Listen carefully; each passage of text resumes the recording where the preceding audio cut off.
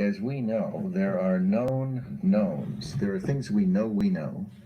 And we also know there are known unknowns. That is to say, we know there's some things we do not know. But there are also unknown unknowns. The ones we don't know, we don't know. Yes. It's Raphael Dawkins with the Combat Radio. And today, well, first and foremost, let's get the sound check. Let's get the sound, make sure the sound is crunk. Let's get into it. Damn, music is loud. Let's do the sound check. Let's go. And today, boom, boom, boom. Damn, notifications, everything's popping off. It's popping off.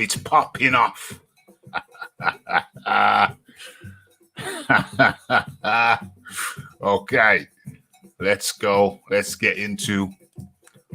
I want to start this show off in a particular way. There's no warming video, but we're doing it in a different way. Let me line this baby up. Let me line it up. Okay. No warming video, but I want to share this. For prosperity. Saw a little quick clip, and I thought, let's go for it. Some funny shizzle going on in the chat. But let's get into this. Where is it? Let me bring this up. Let me bring this baby up. I don't even know if it's copyrighted. Is it copyrighted? I don't think it is. Let me bring it up. It's by the governor. Can I share it?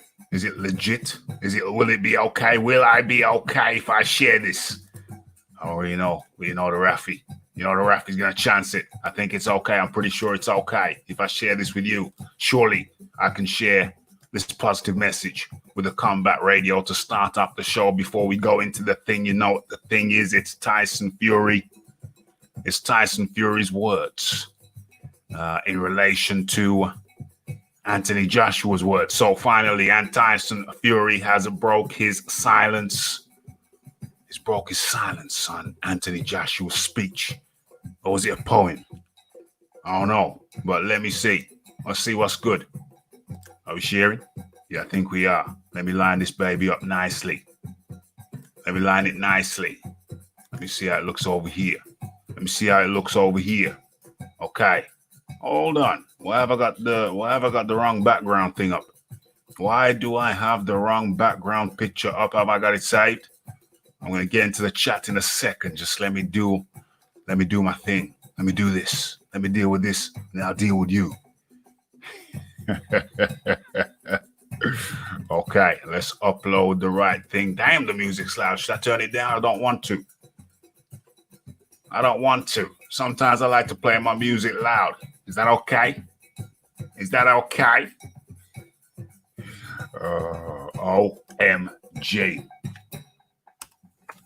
OMG. Let's get this up. Boom. Boom. You know I like my graphics. Boom. Why is that taking over? Why did I go to the front? Should be in the back. What's going on? Let's try again. Let's put it to the back this time. Let's see if we can work some magic. I bet you I can do it. Look what appears in the background now. On the count of 3. 1, 2, 3. Oh, maybe about 6 then. Didn't work on the count of 3, but we got it on the count of 6. Okay, the background. Which one do I prefer? That's interesting.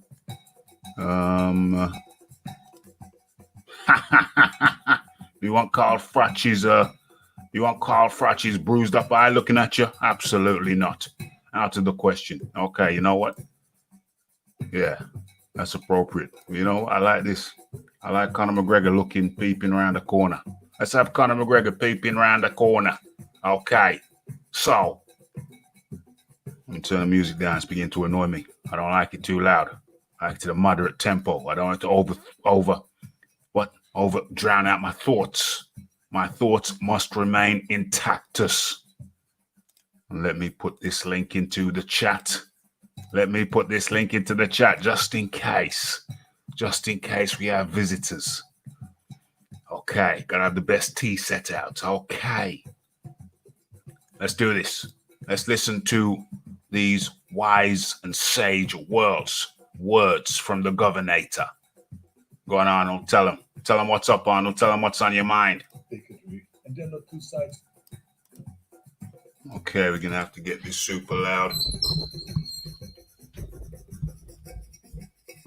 Let's see how it works out. Two sides to bigotry, and there are not two sides to bigotry, and there are not two sides to hatred. And if you choose to march with a flag that symbolizes the slaughter of millions of people, there are not two sides to that. The only way to beat the loud and angry voices of hate is to meet them with louder and more reasonable voices. And that includes you, President Trump. In fact, as president of this great country, you have a moral responsibility to send an unequivocal message that you won't stand for hate and racism. Now, let me help you write your speech here a little bit. As president of the United States and as a Republican, I reject the support of white supremacists. The country that defeated Hitler's armies is no place for Nazi flags. The party of Lincoln won't stand with those who carry the battle flag of the failed Confederacy. Was that difficult? You see, I told you. I have a message to the neo-Nazis and to the white nationalists and to the neo-Confederates. Let me be just as blunt as possible. You heroes are losers. You're supporting a lost cause. And believe me, I know the original Nazis. I was born in Austria in 1947, shortly after the Second World War. And growing up, I was surrounded by broken men who came home from the war filled with shrapnels and guilt, men who were misled into a losing ideology. And I can tell you that this ghost that you idolize spent the rest of their lives living in shame. And right now, they're resting in hell. I know that you weren't born with this hateful views. No one is. But the truth is, it's never too late to make the choices, to learn and to evolve, and to understand that all human beings have equal value. If you say, Arnold, hey, I was just at the march, don't call me a Nazi, I have nothing to do with Nazis at all. Let me help you. Don't hang around people who carry Nazi flags, give Nazi salutes, or shout Nazi slogans. Go home. Or better yet, tell them that they're wrong to celebrate an ideology that murdered millions of people. And then go home. You're so lucky to live in a country that gives you every right to say horrible things. But think about how you could actually use that power for something good. Those of you who have been silent, you must also evolve. I have learned a long time ago that the only way we can really eliminate hatred is to face it head on. This is not always comfortable, of course, but stereotypes about racism, religion, gender, anything else, they're like cancer. If you had a tumor, you wouldn't quietly hope that it slowly disappears. You would zap the shit out of it with all the chemotherapy and cut it out and try every experimental treatment until it was gone. But this is no different. I mean, this is a difficult time for our country, of course. But I know that if we all have the courage to do something about it, to do the right thing, we come out stronger in the end. I've already donated some money to the Simon Wiesenthal Center, named after a great Nazi hunter, who I was lucky to call a friend. And I hope that you will join me by supporting your favorite anti-hate organization. Let's all commit right now to leaving the terrible ghosts of the past in the trash heap of history. Yes. That's where they belong. Yes. I'll share this video if you... Yes, Arnold Schwarzenegger trying to talk over me there, but it's not going to work, Arnold. It's not going to work, Arnold. We will maintain a sense of decorum. Let me turn this thing down a little bit. Let me get the volume right, get the balance right. Okay, Beauty Phil. Boom, boom, boom. Okay, let me reposition myself right now. Let me just, okay, we're in good shape. Let's stop sharing Stop sharing that and see what's going on. Boom. Okay. So what's going on? What's going on in the chat? What's going on in the chat? Let me just do some lining up here. Let me do some lining up here. Okay. Let's get this thing where I want it.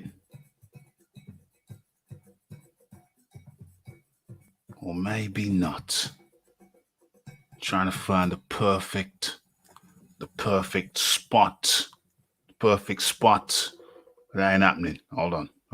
I know what to do. Hold on. Let's share this. I know what I want to do. Okay. Beautiful. Is that beautiful? Nah, it could be more beautiful. Hold on. Let's see if we can. Boom. Close that down. How does it look now? Yes. That looks nice. So now we can go to the appropriate. Yeah. Okay. Boom.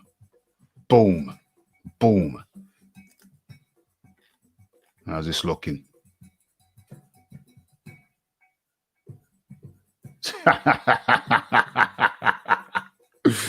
Okay. So where are we? Let's go. Boom. Link in the chat again. Let's get the music up and let's start this thing. There we go. Okay. Right, let's get into the chat and let's see what's going on. All right, so we have, first of all, good evening, almost good morning. It's almost midnight over here in the UK. What did I call this thing? Is this a boxing talk with Rafi? Did I put that title on it? Let me just check what we're working with over here. Oh, it is a boxing talk with Rafi. 136. What was the previous one? Okay, I'm good. I had a horrible feeling I titled it the same as the previous one, but no, 136, and I'm not even sure this is a boxing talk with Rafi, or maybe it is. I don't know. Yeah, maybe just leave it like that. It's cool. It's legit. It's okay. 36. It's cool. It's legit. It's okay.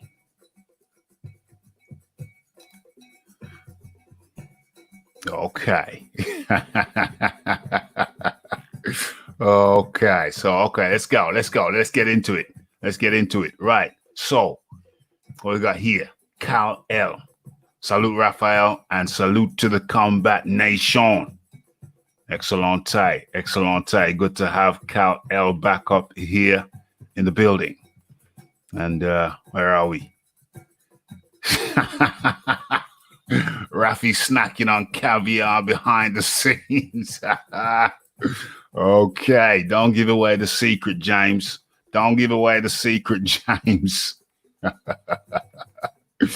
Oh, okay. The butler has left the studio.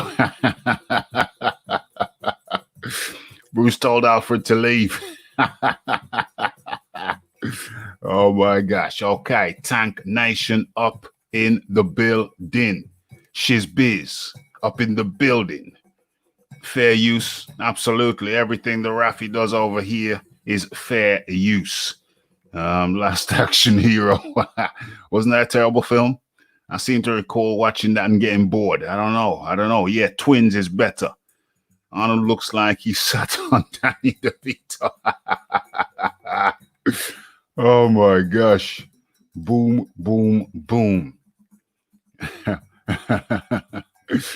Oh, empty words mean nothing. Sage words from James Jameson. Oh, I think Arnold Schwarzenegger knows Trump a tad better than you or I, James Jameson. That would be nice. Give the people air, damn it. Okay, where are we?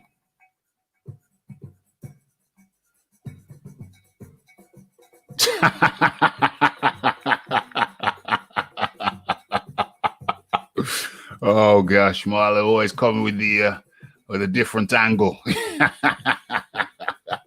Always coming with a different angle. OMG. Well, it's good anyway. It's good. It's good. It's good to have those alternative perspectives.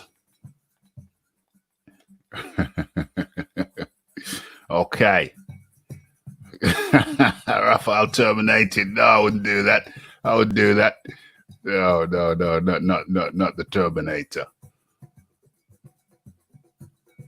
Oh, I'm probably going to get mad, but this makes me mad. Don't get mad. It's Arnie. He's got a right to say what he wants to say. He's got a right to say what he wants to say. Hate is in all races. It's not just the white problem. People need to start being honest about it, says Marla.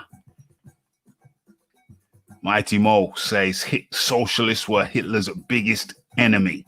Damn, that was just a warming video. It was a warming video. People are gone bananas.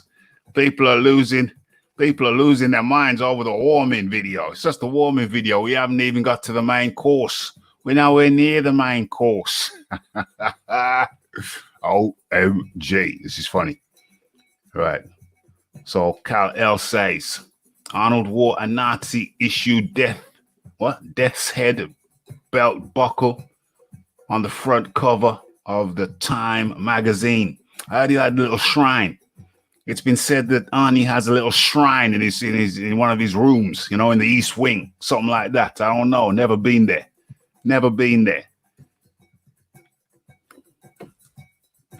What's this going on here? This is Kalinsky Lawrence. Fury is open since he and his family. What, really? It's good that he's open and I don't know about that. I haven't investigated too deep into that. I really don't know. I don't know about that. Can't really validate that. Not saying it ain't true. But I ain't saying it's true either because I don't know. I really don't know. What's going on here? Arnie's getting a lot of heat. Why is this? Why is Arnie getting so much heat? Damn, Arnie's catching a lot of flack here. I don't like this. Why is everybody going after Arnie? Will you guys watch Top Rank Show? Will you guys watch the Top Rank Show today? I don't know. It's kind of late over here. Here. I'll probably watch it tomorrow. That's Pavlo 005. Must have watched the show the other day when I was saying I wanted to be 008. Maybe I inspired Pavlo. Mighty Mo up in the building. Big up to the chat.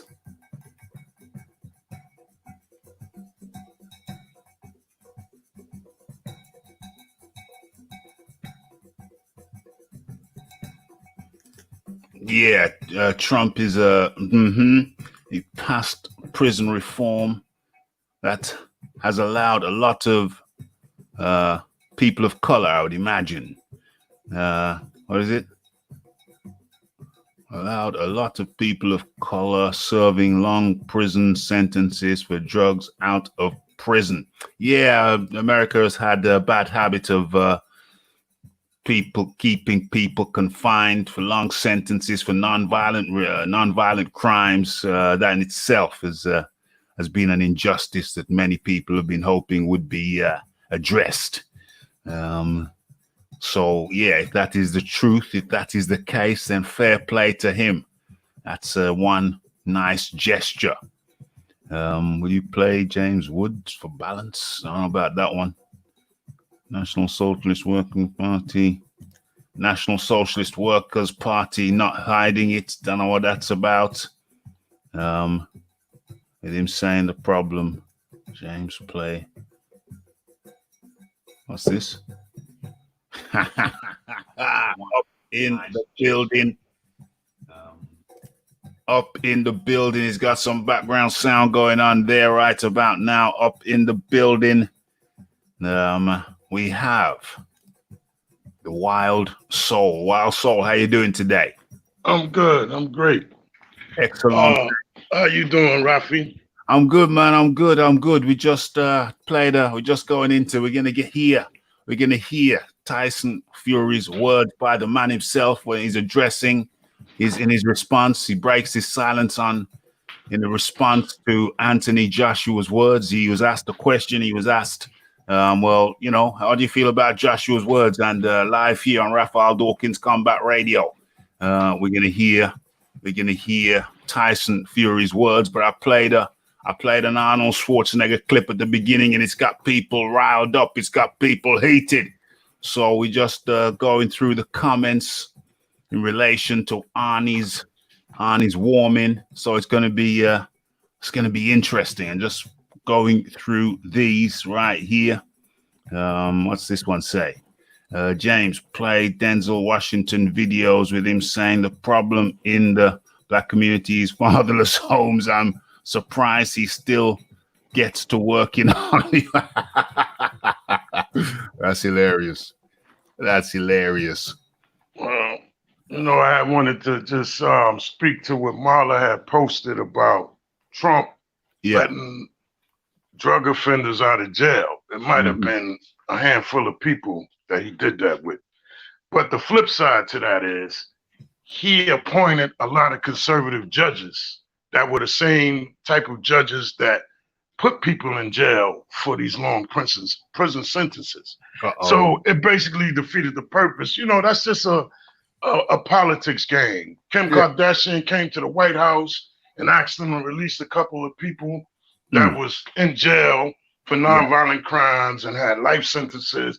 He let a couple go, but they're still putting people in jail for this stuff because he appointed all of these judges. The problem is the judges he appointed, you know, they are the same judges that put these people in jail in the first place. So, you know, Trump has done nothing good for us, man, period. He signed police reform. His hand was forced. You see how crazy the country is right now? He wanted to put the military in the streets, but the general stopped him. Wow. Yeah, this guy's a nutcase, so nobody could tell me anything about Trump. If you don't live here, you know nothing about this creep. He's not a good person. I'm not afraid to say it. I vote so I can say it. I pay taxes so I can say it. Absolutely. You know? So that's not true. Marla, that's not the facts. That's not the whole story. Well, on a basic common sense level, that told me, even without knowing it, that what if he did something positive, he'd probably do two things anti. Right, exactly. The stuff that is not in the media, if you don't read like the New York Times and publications like that, it gets past you. Yeah, 100%. So it's just cosmetic. Let a handful of people out, most likely. So it's just patching over. It's just patching over cosmetic thing, unless that's some kind of thing that is rolled out throughout the whole damn country. Right. Pass some laws with some guidelines. Anybody who falls within those guidelines, let them out, turn them loose. Because not only that, the Attorney General, U.S. Attorney General Barr, and before that, Jeff Sessions, the stuff that Obama did for police reform, as soon as they got there, they rolled it back. That's what I heard. They had these this stuff called dissent decrees where they had to answer, you know, they was going to be policed more by the feds. They was going to be watched closely by the feds. You know, all of the moves they made, how they get certain officers that they could transfer them to other departments, all of that stuff. Obama had put things in place to stop that. And as soon as those guys got there, they rolled it back. Boom. So, you know, they're not doing us any good, man. This is why everybody's going crazy right now. You think that came out of nowhere? If you don't live here, you do not know. Trust me when I say it. Yeah. You don't know the realities of our life here. So anybody who has a comment on that, if you don't live it, you know, I prefer you to do more research before you make those type of statements. Yes, yes, yes. It gives with one hand and then takes back with the other.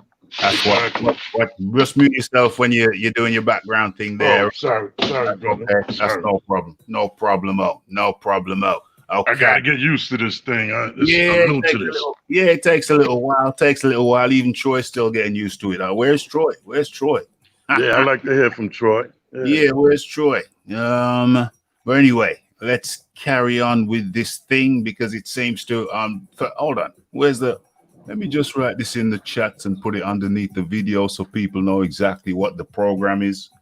Let me just copy that right there and then put it down underneath. Put it down underneath the banner there. Where is it? Boom. Let's create this thing. Okay, I think we're gonna go straight. I'm gonna do a couple more. I'm gonna do a couple more comments and then we'll go straight into Tyson Fury's thing. Well, Saul, I'm gonna mute you there, so you're muted for the time being. What the hell happened there? Every time I mute Wild Soul, he drops off. What the hell is going on? Let me put the link back in the chat right about now. Boom, boom. Oh no, that's not the link. That's the wrong thing. Let me put the link in there. Okay, so we're gonna go do a few more of these comments, and then are we gonna do a few more comments? No, I think we're gonna go straight into the thing. We're gonna go straight into the thing. Yeah, sorry about that, Wild Soul. I just muted you and you dropped off. No problem. Okay, yeah, I'm good now. I'm not going to move or anything. I'm stay right. put. Okay, so let me have a look. Let me have a look in the chat.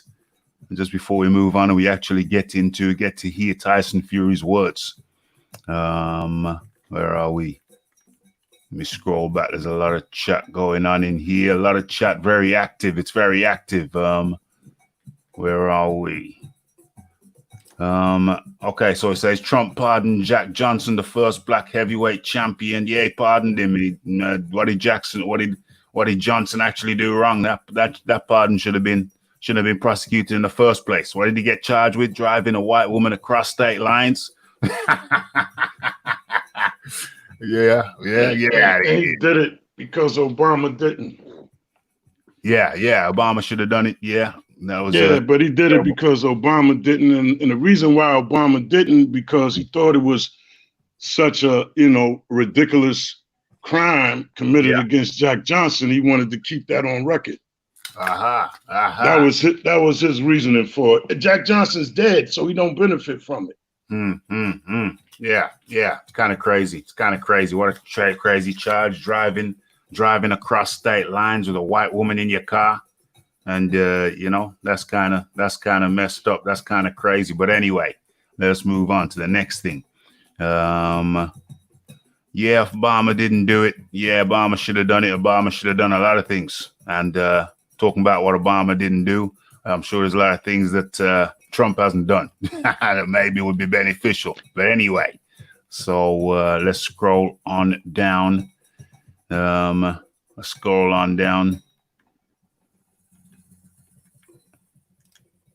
My wings are made of titanium alloy for £49.95 ppv in the UK. I can fly. Okay, that's some poetry there by Buzz Lightyear. Dropping a bit of poetry there. Obama drone stroked every single day of his. Jameson saying Obama dropped drones every single day of his presidency. You're gonna have to show me a link for that. I haven't even heard of the interview. Yes, Cal L. That's why we bring you the exclusive over here at Raphael Dawkins Combat Radio. He also pardoned the convicted.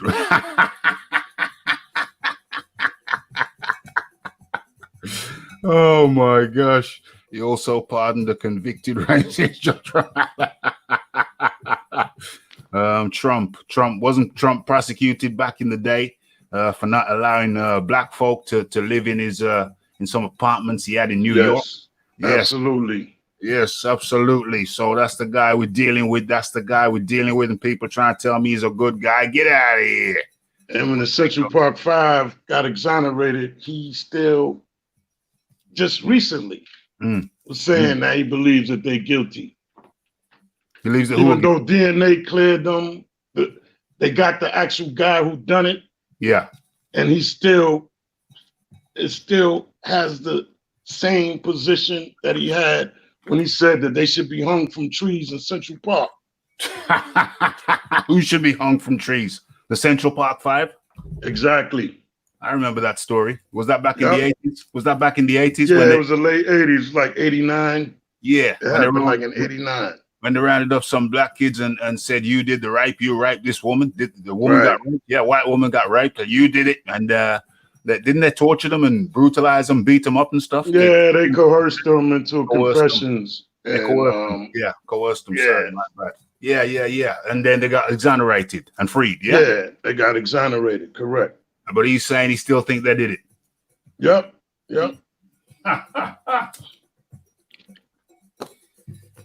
OMG. I don't know if Trump, it's a good idea to bring up Trump. You know what I mean? We're talking about Arnold Schwarzenegger as soon as we talk That's about. That's right. We can move on from that. We can move on. I think we got to move on. We can move on from that. I think we need to move on because this thing's kind of long. But it's the chat. People in the chat, they're loving that thing. They're jumping in. They're jumping all over it. And that's okay. That's okay. We're here to chat. Who else we got? What's going on here? Let me just read. I like to read what people are writing. What did Obama do about the south side of Chicago? The answer is nothing. And Marla is really anti-Black Lives Matter, anti-Obama. Damn. What did Obama do? What did the Obama do for the south side of Chicago? The answer is nothing. And the BLM hasn't done anything either. Damn. I don't know if you got so many good ideas for Black Lives Matter, Marla. Maybe you should join them and kind of add your constructive criticism. You know what I'm saying? Maybe you could. Black Lives Matter just helped get all of these laws passed, just like in the last 3 weeks. Yeah, they got a lot of police reform. This stuff just happened, but they done that. They helped to get that done. And as far as Obama, I'm not going to say everything that Obama did was great. I'd be lying if I said that. But what I will say is he asked what he did for the south side of Chicago. He has a program called My Brother's Keeper. And I tell him to go do research. We don't have to go no further with that. He need to do some research on My Brother's Keeper. He need to do a little more research on Black Lives Matter and what they're currently doing and what they have done in the past. They only been around for 6 years, since 2014. Yeah. And we already got all of this police reform. All of this stuff is happening all over the country. In our own state where I live, Cuomo just signed a sweeping police reform bill. Wow. And that was all started by Black Lives Matter, whether you like it or not, Marla. Damn. We could benefit from not being murdered by police. Damn. That could help us out a lot. That would help us out a lot. That would help us out a lot, hell of a lot. So apparently Black Lives Matters, contrary to what has been written, have had law, police reforms.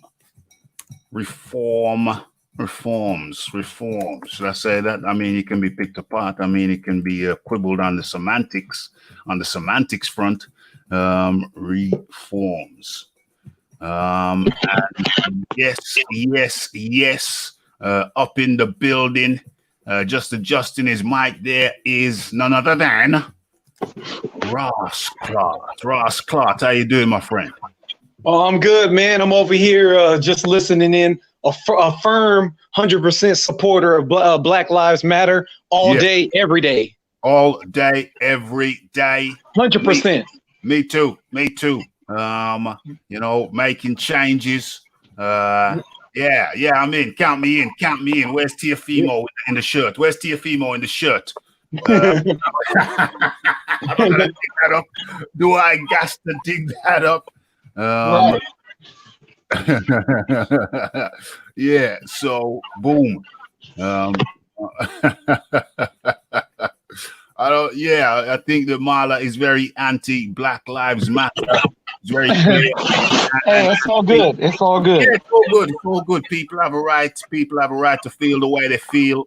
But I just make it clear, You know, I stand firmly behind the philosophy that Black Lives Matter too.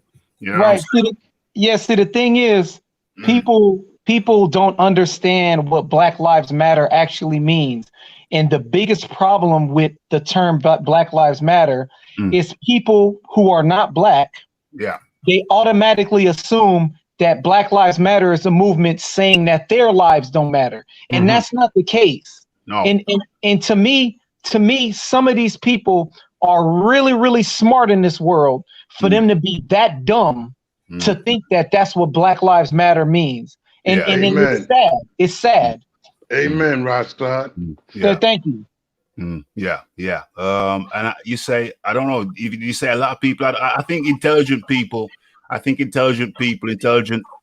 are not black can simply understand that Black Lives Matter means Black Lives Matter too. And if somebody's crying about Black Lives Mattering too, then I don't know. That's kind of crazy to me. It is crazy. It is crazy because at the end of the day, you know, I hear this all the time when there's police brutality against an African American or someone black, period, in any other country, you know, and we protest on it. Then you see people say dumb shit like, "Oh, well, what about black on black crime and all this?" They never protest for black on black crime. And my answer to that is, you have to. I grew up in the ghetto. I don't live in the ghetto no more, but I grew up in the ghetto. In any ghetto, for people who do not or never lived in the ghetto, there was always an outcry for black on black crime. There was always meetings. I made a video on it before. There was meetings and organizations and different town hall meetings trying to get black on black crime to stop. For people to say that they don't fight for black on black crime. You're ignorant because you don't know, because the media is not going to tell you that part. They're not going to show you that there was rallies in the hoods back when the Crips and Bloods was killing each other. They're still doing it, man. They just had a march right before all of this where I live at. Right. My son, the rapper, Kings Don't Kill Kings. He had a whole big march in the Bronx for that very thing. And they do that in Chicago all the time. They got anti-violent organizations. If you don't know this stuff, please do some research, man. Please. You know what I'm saying? Not only that, if the homie kills the homie is going to go to jail 9 times out of 10. Fact. That's a brilliant point.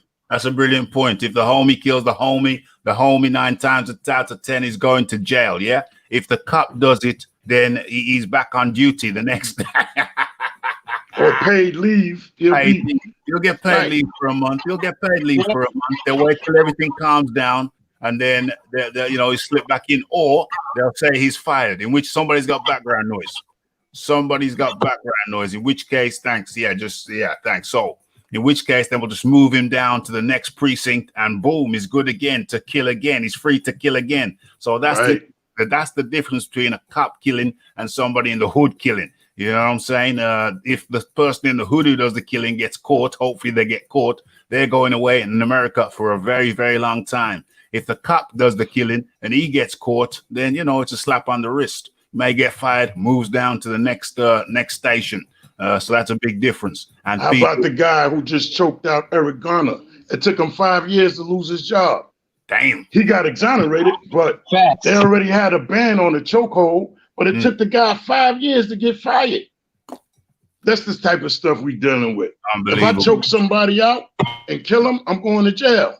You got it on camera, I'm going to jail. Going to jail. If you're a cop, unless you're right, nothing's gonna happen. That's a shame. That's a crying shame. So I'm just going to address a couple of more comments because the comments are coming thick and fast. I'm going to just go a couple more comments and then we're going to go to the actual damn thing. So anyway, okay. So Pablo, I think Pablo comes from somewhere over there in Europe, mainland Europe. And his suggestion is, but since people getting mad at the term, why not use all lives matter? Well, because general common sense should say that all lives matter. What this slogan is saying, Black Lives Matter too. You understand? Exactly. BLM Because is there's a group of people that don't believe that Black Lives Matter. yeah, because through historically, have you seen the Winston Churchill? You was here, I think. I don't know if you have you seen the Winston Churchill thing we did on Winston Churchill, Rasclot? No, I haven't seen it. I want to respond to that comment too when you're done. Yeah, for sure. Well, I would definitely recommend you check out the one on Winston Churchill that we did a couple of days ago. Was that Sunday? Yeah, 2 days ago. Okay, now it's Tuesday. Okay, it was brilliant because I'd never really researched Winston Churchill, but it was very clear. It was very clear when we did the research that Winston Churchill. It was, you know, I've noticed a couple of subscribers. I noticed the subscriber number. A couple of them are missing. You know, like two or three people have unsubscribed. But you know, over here, Raphael Dawkins, I gotta tell it like I see it. So if that means that a couple of people are gonna unsubscribe, then so be it.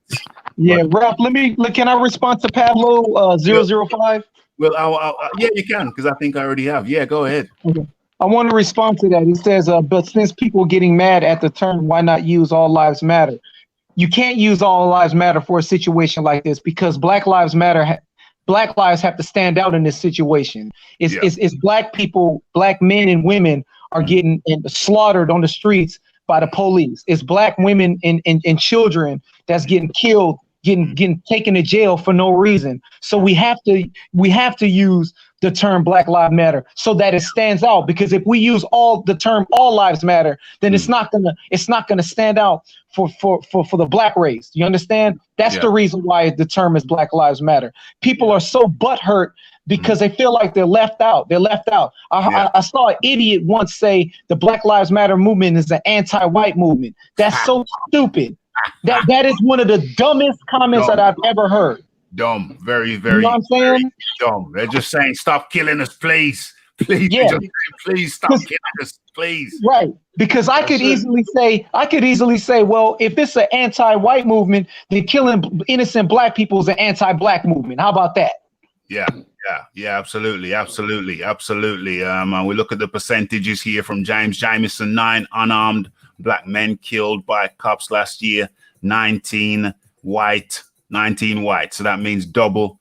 But percentage-wise, it's not double. Percentage-wise, Black people are 3.5 times more likely to be killed unarmed Blacks. Yeah, right. 3.5 times more likely to be killed by police than anybody else. So that's a garbage argument. Right. Let me respond to that too, because he said 19 whites again compared to 9. Let me tell you something on that. First of all, Black men and women get killed all the time by the police, and not all of them hit the news, buddy. Not all of it get to the media. So don't think just because you seeing statistics, don't follow those statistics, because y'all the same people who tell us not to watch the media and follow the media. So I'm telling you the same thing. Don't follow the statistics. You know, it's just like Black on Black crime or whatever. It's white on white crime too. Yeah. So that's about proximity. And a lot of the crime has to do with poverty. Yeah. You know, the UN already determined that the main cause of those kind of homicides is poverty. People are poor. And if you're in close proximity to people, you're more than likely to get into conflict with them. Yeah. Then you think about how some of the neighborhoods are set up, where you in the projects, and you may be living there with 10,000 other people and a couple square blocks. Yeah. On top of each other and all of that, and everybody's poor. So this causes conflict a lot of times, man. Yes. I mean, it would do. People get killed in the trailer parks and everything else too. But it's always the Black on Black thing, because that's the thing that hits the news. But when you really look at the FBI statistics, the numbers are about the same. You want to hear about a trailer park killing that I heard about? Because I don't know, a few months ago I started watching these cop killings. I don't know for any particular reason, but the only thing I watch are documentaries. The only thing I watch are real life things. So anyway, I clicked on this thing and I started seeing a couple of months ago. I hadn't really studied it before. I heard about it. I knew about it. I've experienced some, cops trying to act funny. You know what I'm saying? Trying to pin charges on an innocent person. I've experienced that for sure. But I'd never really sat down and looked at video after video after video until a couple of months ago when I saw something so crazy over in America, with cops just acting foul over in America. And I just kind of watched another one. And I got a good picture of what was going on over there. Via YouTube. And, there's this thing about this black on black violence, black on black. Yeah. It exists and it's terrible. It's poverty driven. You look at these killings in these areas who are doing it, and it's poor people. You know what I mean? It's poor people. Oftentimes it's unemployed. Exactly. So poverty has a big factor to play. But there's killings on the trailer parks too. There's a video out there on YouTube. Anybody can find it. Where this on a trailer park with some white kids. A little white girl, 8 years old. She's playing with a puppy. Another kid about 12 years old, another white kid about 12 years old, come out of his trailer, says, "Can I stroke the puppy?" The little girl didn't trust him, so she said no. The little white boy went back in his trailer, pulled out his dad's shotgun, came out, shot her in the chest, dead. Wow. You know what I'm saying? So wow. That's factual. So I don't want to hear all this, this black on black crime is a real thing and it's a terrible, but don't act like people don't march for it. Don't act like people don't write against it. Don't act like there aren't articles in black newspapers, black owned newspapers talking about it, decrying it. So don't act like it's something that is just black people as a whole accept. That's absolutely not unacceptable. Okay, but I'm going to carry on with the show. Africa is more racist than USA, China. Africa is more racist than USA, China, and all countries combined. Wow. You're going to have to tell me more about that. Yeah, exactly. Matter of fact, let me drop the link in the chat. You're going to have to come on and tell me some more about that. Please. Yeah, Steve. Please. A statement like that, Africa is more racist than USA, China, all countries.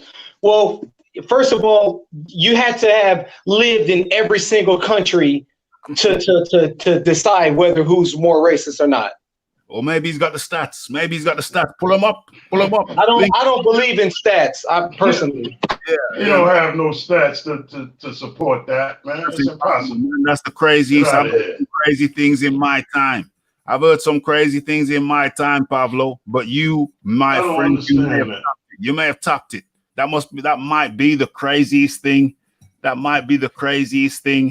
I've ever heard, and I've heard some crazy things. Let me hear what James has to say. Raphael, we watched that horrible police murder on here, white on white. Oh yeah, of course we did. Now that video got pulled down. You guys told me to pull it up. I pull it up, played it, and it got pulled down. There's context to that one though. The kid was shooting out the window, right? Kid was shooting out the window with a BB gun. Yeah, and that's why the cop reacted the way he did. He shouldn't have did that. But it was provoked by him shooting out the window. Yeah, man, guy had a firearm out the window shooting birds, and maybe did he maybe take a pop shot at some people passing by? I don't know, but that's what they claim. Well, that's what they claimed, and somebody saw it, and even without me knowing that that's what they claimed, I kind of, you put two and two together. Was it just birds? Still, he didn't deserve to get killed. How rare is that? I also seen you, if you can still find this video, it was a guy with an assault rifle shooting it out with the police, and when he ran out of bullets, he just dropped the gun and raised his hands and got arrested. What do you say? Say it again. No, there was a video I seen not too long ago. There was a white guy. He was taking cover behind a car, firing an assault rifle at the police. Yeah. I think he shot like two of them. But when he ran out of bullets, he just said, I surrender, put his rifle down, put his hands up, and got arrested. Crazy. Absolutely crazy. If that was a black kid, he'd have looked like Swiss cheese. It'd have looked like cheese. It'd have had so many holes in the coroner would have given up counting. The coroner would have given up counting. Marla says, Leighton, I've had Chinese, Maori, Samoan, Tonga, Fijian, Greek around my house.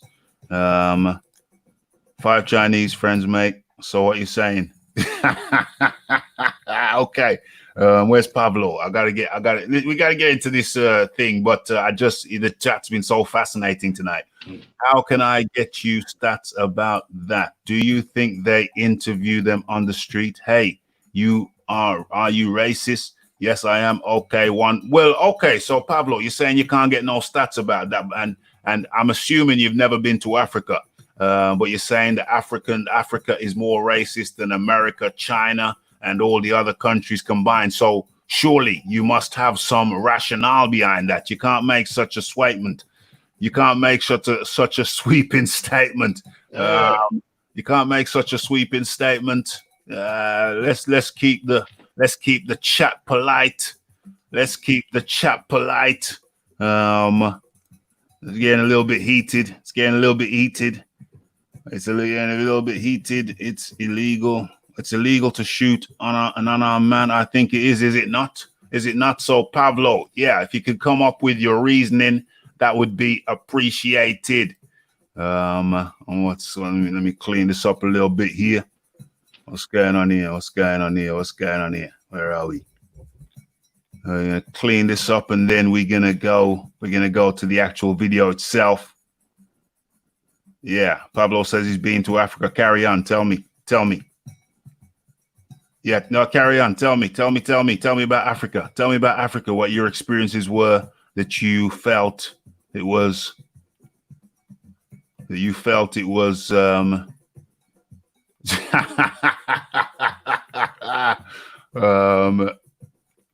you felt it was so bad that it was most racist place ever. What happened there? What happened there? Oh, sorry. I was expecting him to verbally answer.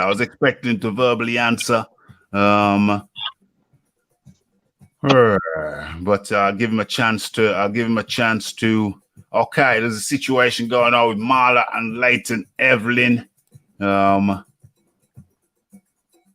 So we're gonna have to resolve that one politely, please. Resolve that one politely, please.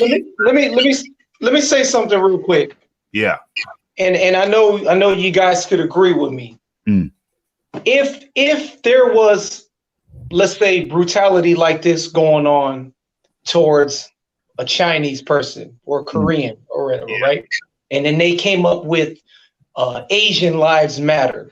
Not one black person that any of us know will say they should say all lives matter. Not one is going to say that. That's very true.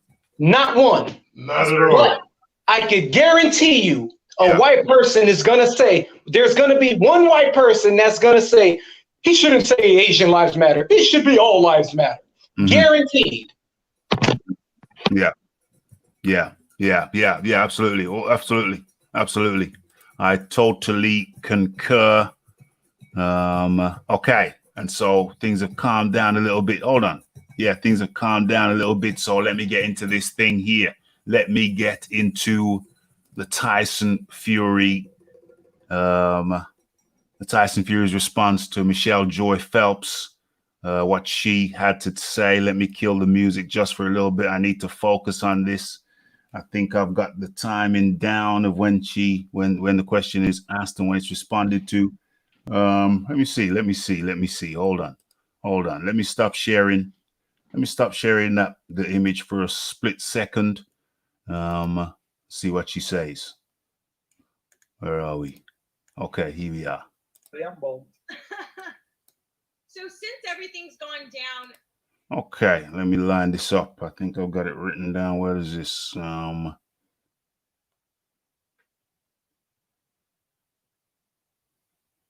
Okay, it's around there, I think. No traveling commitments, nothing. So it has given me time at home with the kids and that. So been good. Yeah. Well, lastly, I want to ask you, if you don't want to comment on it, it's completely okay. But I do want to ask you, you have been in the hot seat before where what you say or what your opinions were have been either taken out of context or people found themselves offended. Recently, Anthony Joshua found him in that very hot seat, and it's made people feel some type of way. Did you see the video? And if so, did you feel offended? I saw the video. And I just, what it is with it is, I'm not one of those people who jump on bandwagons and try and jump on it. Like, I'm not one of those people who just so much trending, jump in on it. Right. I'm not a sheep. I don't follow the crowd. I sit away from the crowd. I'm a standalone wolf, standalone lion. So I don't just jump on something because, oh, it's in fashion to talk about that person or give that person stick because everybody else is, you know, or might get some social media likes if I post a certain video.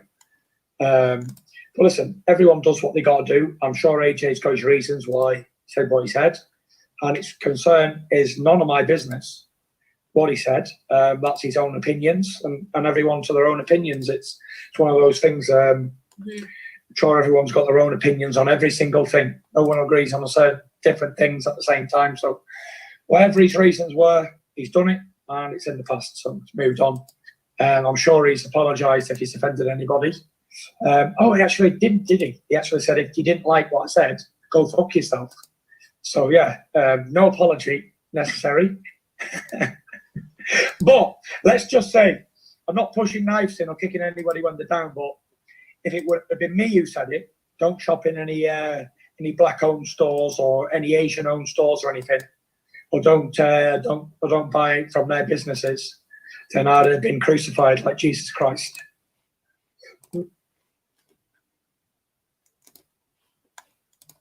If it would have been me who said it, don't shop in any black-owned stores or any Asian-owned stores or anything, or don't buy from their businesses, then I'd have been crucified like Jesus Christ.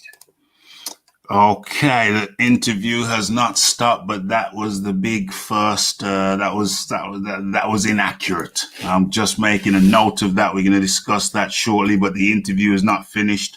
But Tyson Fury says, if I said it, don't shop in Asian shops. Can I say something about that? Yeah, carry on. Well, the thing is, first of all, words get taken out of context, and it's like this. Anytime someone black says, we should support our own, we should buy from our own, non-black person take it as if, don't buy from this person, don't buy from that person. It's okay for Koreans to support each other and hire each other. It's okay for Chinese people to only hire Chinese people in their establishment and support their establishment. It's okay for white people to support themselves in their own establishment. But as soon as a black person say, hey, I think we should buy clothes from this person today, not forever, not for the rest of their life, but today or tomorrow, it's, oh my God, they don't want to share their economic wealth around here. Come on, man. Like some of you guys are really smart out there, but y'all really dumb. Well, you see, the interesting thing to me is that Fury is saying Joshua said something that he never actually said. Yeah, that's what I was going to say.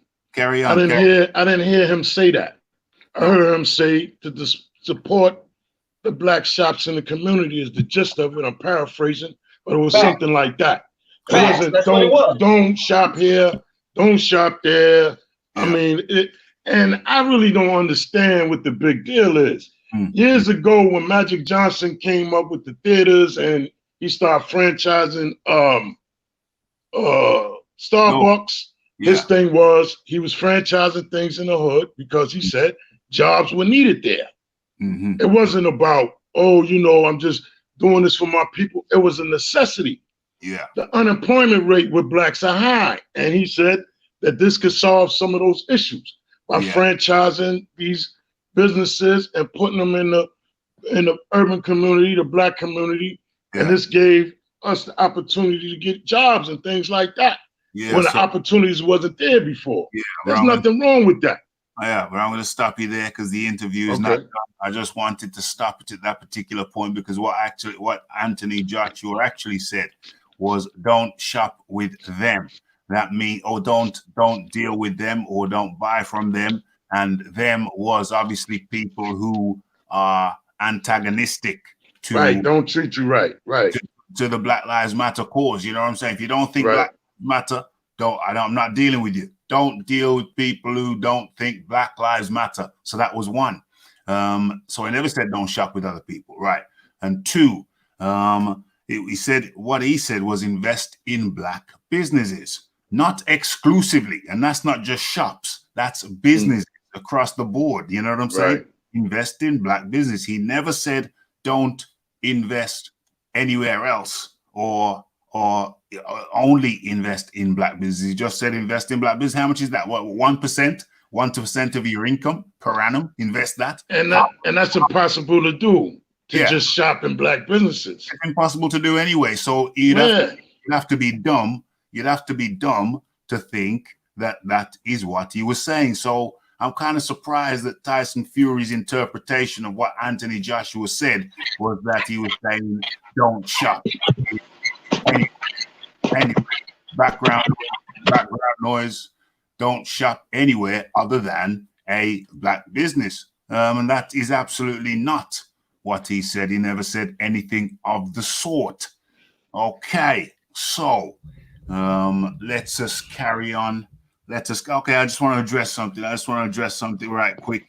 Leighton Evelyn says, Raf, how you let that racist time me out, bro? Well, first of all, I'm not going to call anybody that. People have different views. Some are more left wing, some are more central, and some are more right wing. Now, if a person is more right wing, they might say just because I'm a right wing doesn't make me racist. So you have to bear that in mind. And also, I see there's some conflict there going on, some heated interactions betwixt you both. So to calm that down a little bit, you know, I've had to take certain measures to calm that down a little bit. So nobody can time you out now here other than myself. Yeah, so that's just a temporary measure I've had to take just to make sure things stay nice and calm. What does Marla say? Shop where you want, hire who you want. Everyone is free to do that, and there is no problem. Shop where you want, hire who you want, and everyone is free. Well, I think people do hire generally who they want. They talk about quotas and this and that. I haven't seen no quotas. in operation.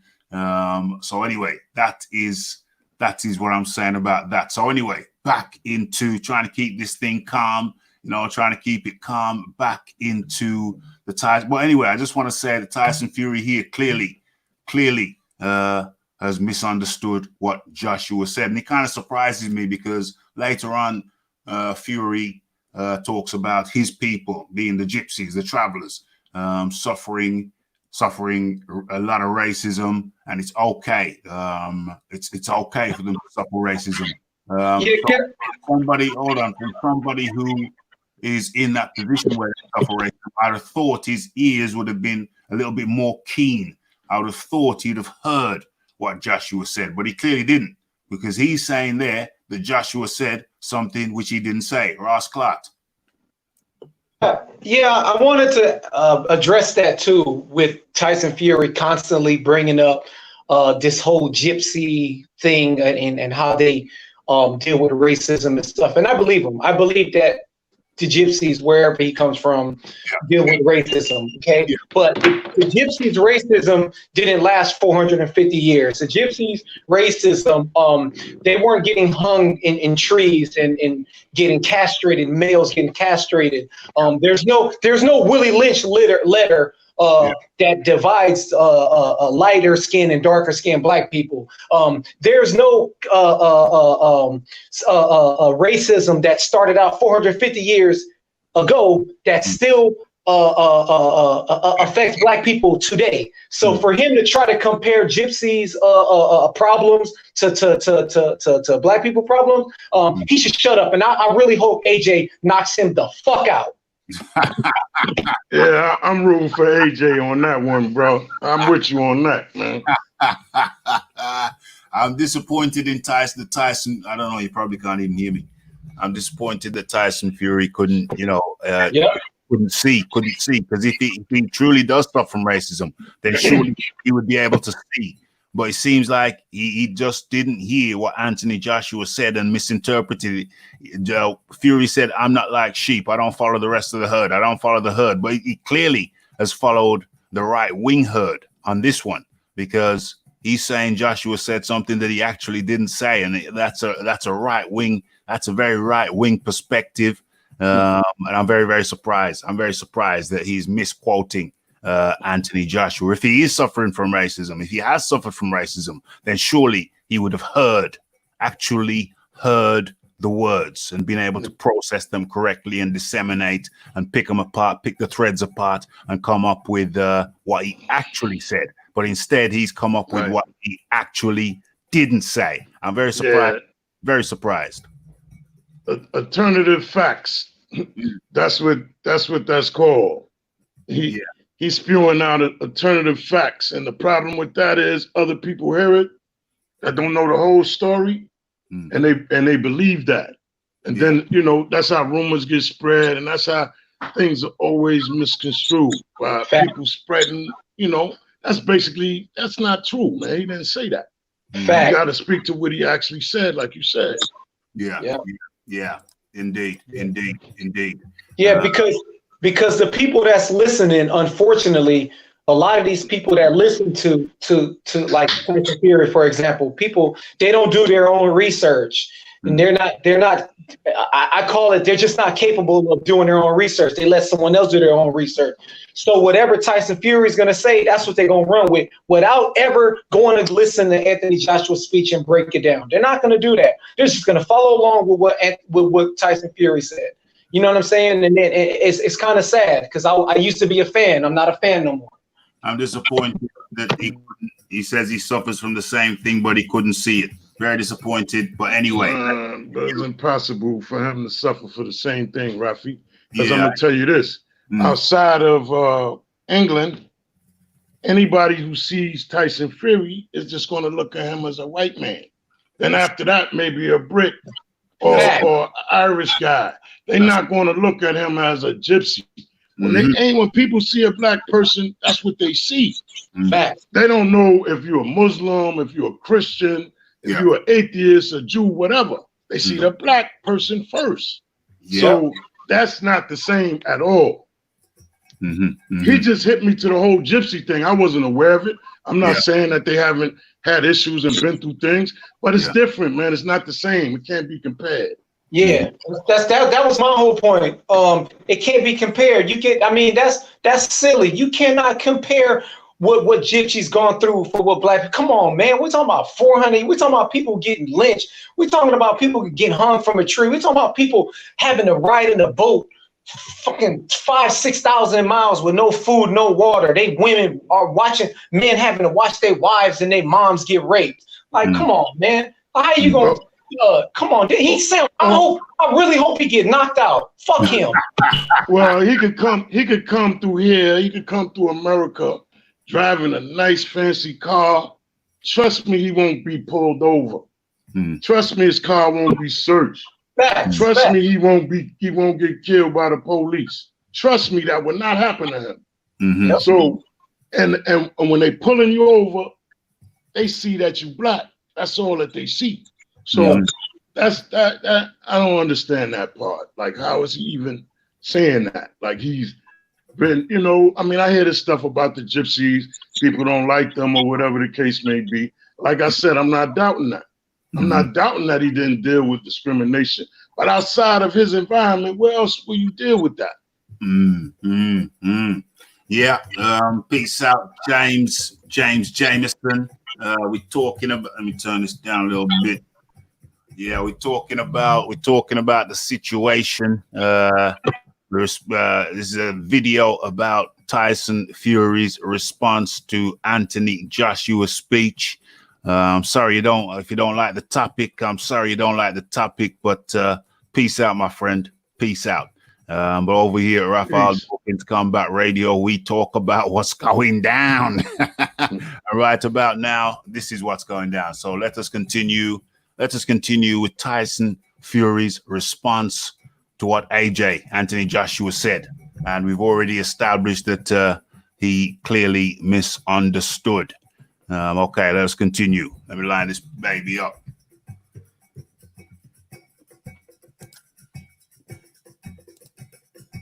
Let's just say that, but good job it wasn't me. It never would be me because, to me, colour doesn't exist. I've got the most diverse team in boxing. So yeah, I've suffered racism all my life. 32 years old in August. Come from a travelling background. Gypsies, hated race of people. It's the only race that's sort of acceptable to be racism towards these days. It's acceptable racism. Even the TV companies in this country are allowed to be racist towards travellers. It's terrible. But yeah, I'm not a person who gives a damn about what colour somebody is or what background they're from or whatever. Because to me, everyone's the same. It doesn't really matter. It is what it is.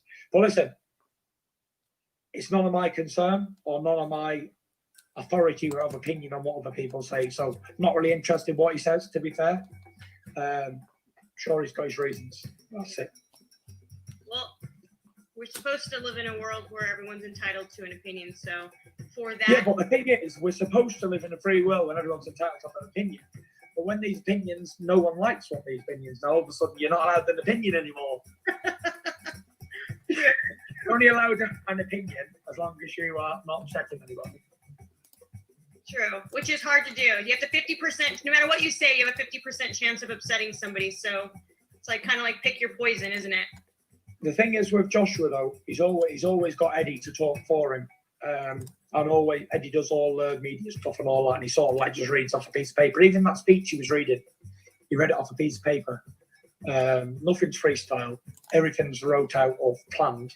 So during the lockdown, obviously Eddie wasn't with him when he'd done this, or else he'd give him a right kick up the rear end, because I think it's cost him a lot of pay-per-views. Figures and stuff like that, and it's upset a lot of people because he's supposed to be the poster boy and the role model, the ambassador, and talks bullshit like that, but is what it is. Everyone to their own, none of my concern, to be fair. To each the.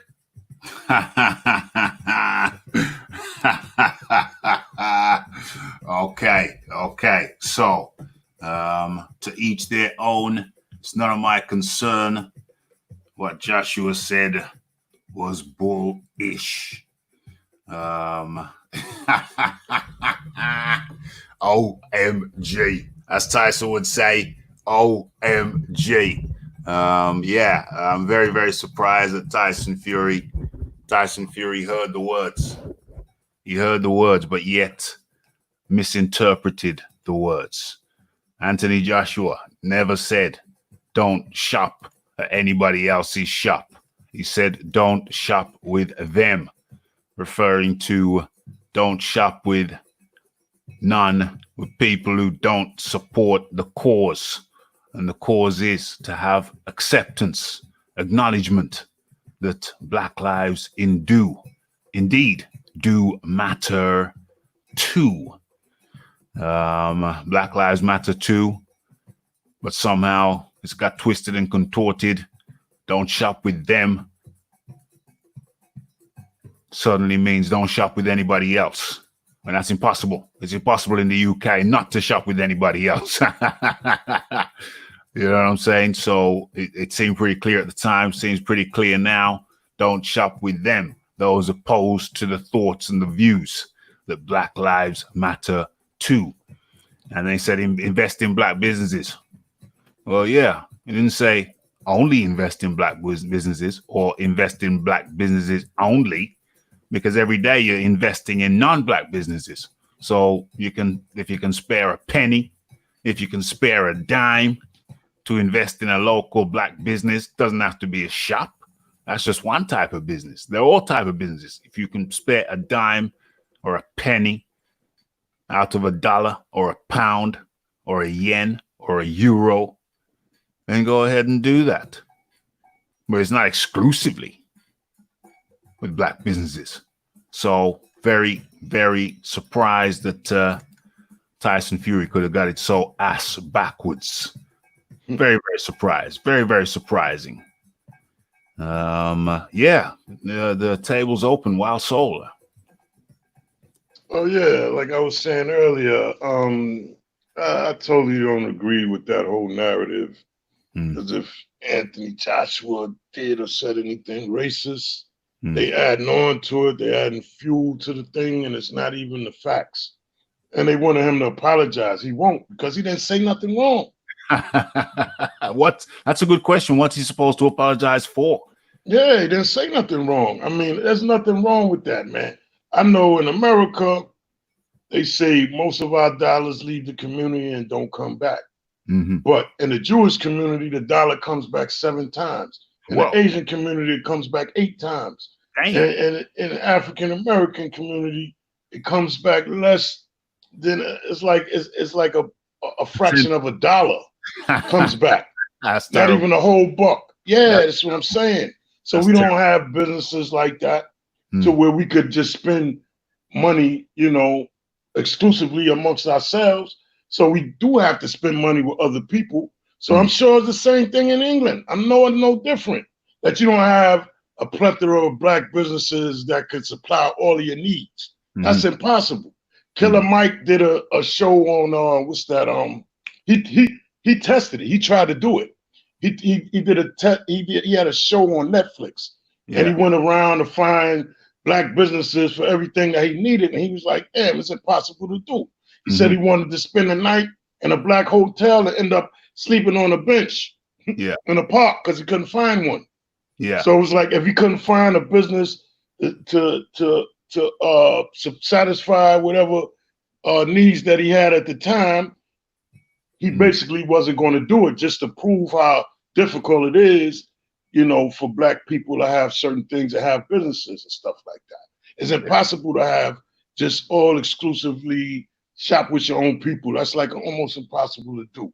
So he didn't do nothing wrong. He just say, hey, pay attention to them. They trying to, you know, they trying to make some money too, support them. Nothing wrong with that. Nothing wrong with that in my estimation. And we have Ross Clark. Yeah, I gotta agree. You know, it's like there's not enough businesses out there that's black owned, but if there are some, that's basically what Anthony Joshua was saying. If there are some, to keep these people in business, support that.